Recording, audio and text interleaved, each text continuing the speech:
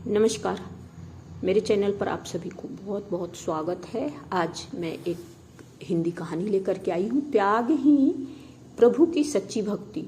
दो संत एक साथ रहते थे। एक संत दिन भर भक्ति करता रहता था, दूसरा संत रोज शाम को भगवान को भोग लगाकर खाना खाता था। एक दिन दोनों संतों के बीच झगड़ा हो गया, क्योंकि दोनों खुद को श्रेष्ठ बता रहे थे। भक्ति करते समय मन शांत रहना चाहिए और सभी तरह के बुरे विचारों से बचना चाहिए। जो लोग इस बात का ध्यान रखते हैं उन्हें भगवान की कृपा मिलती ही मिलती है। इस संबंध में एक लोक कथा प्रचलित है। कथा के अनुसार पुराने समय में दो संत एक साथ रहते थे। दोनों की भक्ति का तरीका अलग अलग था। एक संत दिन भर तपस्या और मंत्र जाप करता रहता था, जबकि दूसरा संत रोज सुबह शाम पहले भगवान को भोग लगाता और फिर खुद भोजन करता था। एक दिन दोनों के बीच झगड़ा होने लगा कि बड़ा संत कौन है। इस दौरान वहां नारद मुनि पहुंच गए।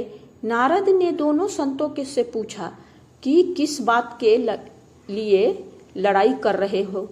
संतों ने बताया कि हम ये तय नहीं कर पा रहे हैं कि दोनों में बड़ा संत कौन है। नारद ने कहा कि ये तो छोटी सी बात है, इसका फैसला मैं कल कर दूंगा।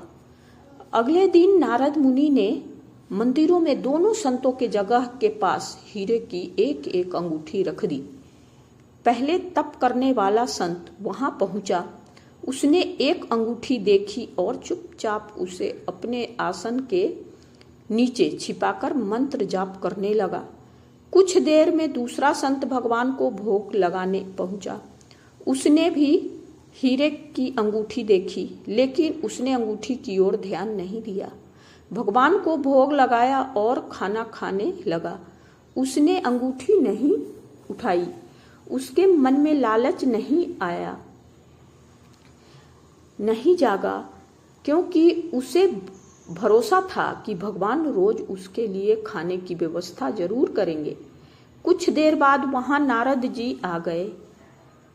दोनों संतों ने पूछा कि अब आप बताइए कि हम दोनों में से बड़ा संत कौन है। नारद ने तपस्या करने वाले संत को खड़े होने के लिए कहा। जैसे ही वह संत खड़ा हुआ तो उसके आसन के नीचे छिपी हुई अंगूठी दिख गई। नारद मुनि ने उससे कहा कि तुम दोनों में भोग लगाकर खाना खाने वाला संत बड़ा है। तपस्या करने वाले संत में चोरी करने की बुरी आदत है। उसने भक्ति के समय भी चोरी करने से संकोच नहीं किया, जबकि भोग लगाने वाले संत में अंगूठी की ओर ध्यान तक नहीं दिया। इस कारण वही संत बड़ा है। इस प्रसंग की सीख यह है कि भक्ति तभी सफल होती है जब भक्त के मन में बुरे विचार ना हो, भक्त बुरे काम को ना करता हो। जिस भक्त के विचार पवित्र हों और जो बुरे कर्मों से दूर रहता हो, सिर्फ उसे ही भगवान की प्राप्ति होती है।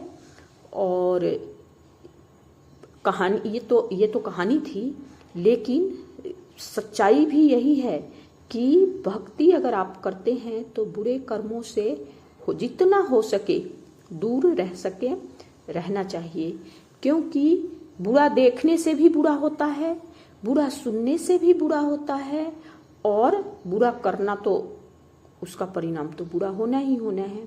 इसलिए जितना हो सके बुरे कर्मों से न देखें, न सुने, न किसी के अपने मुख से बुराई करें, और हो सके तो किसी को अच्छा कर दें, नहीं तो आप अपने घर, मैं अपने घर। ये छोटी सी मेरी कहानी थी।